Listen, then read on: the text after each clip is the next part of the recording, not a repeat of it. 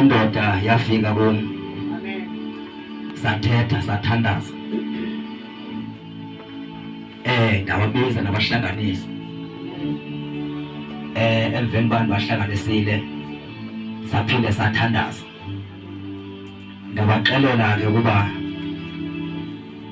njengoba ngoku sifize unoThixo kungabikho nto emdaka ezokwenzeka kwafika usuku sahamba ngoba lento lena akwazeki ukuba sihlane kanje singakhange sivelane families asinawo umshado onjalo ke bazalwane we don't talk about ilobolo but is concerned about isivumelwano noba ngathiwa ungazilobola kwazikhupha sibe 100 ukuba ifamily ayivumi ngeke sikushadise asinandaba ukhuphe inkomo ezingaphi into esisebenza ngayo sisivumelwano vele ke noThixo losimkhonzayo uconsent ngesivumelwano sase-families abantu ke ngoba thina sihambi ngeculture yasemhlabeni baba sihamba ngeculture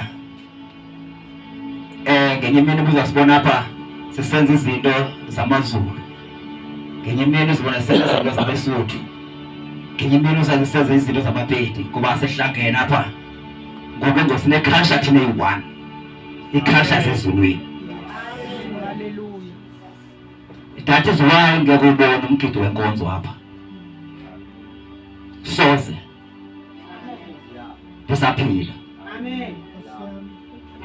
Bangayenza ke abenzayo kodwa soze bekhona apha ngoba asihambi ngokweculture. Culture yethu yasezulwini. Bazalwane ngizakuthi ke bazalwane into esiconcerned kakhulu ngayo kuba ifamily masivumelane. Asinandaba nobhathela inkomo ezingaphi uba sivumelene ifamilies siyakwazi uba sibahlanganise. 2 andikwazi uba ndimise umuntu engekayi kothetha nefamily akami engakhange athethe nefamily. Uyenza kuni sixoxe avuma uyavuma akhathi uyakhathi uba kuvumelene sithandaza sobathathu emveni ngoko aye kufamily sithethe families emvuka sithethe families ndibuye ngizobamisa kanti ndazisa ibandla. Awukwazi ke ukumthinda umuntu lungakafiki olusuku lanamhlanje. Awulali naye. Amen. Uyabona lapho bazalwane andikwazi ke ukufihla into.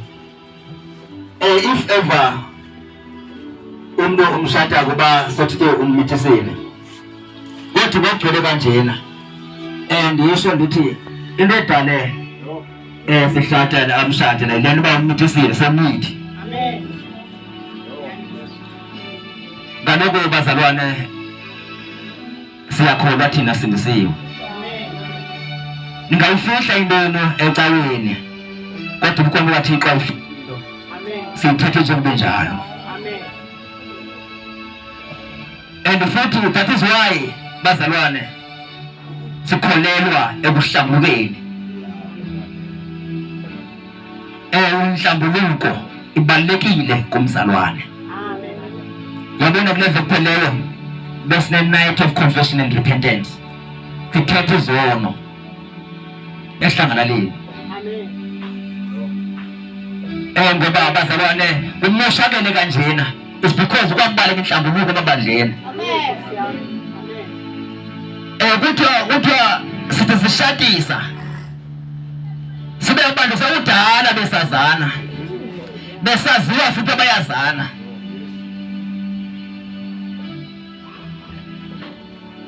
Ndasho ngramida bamesa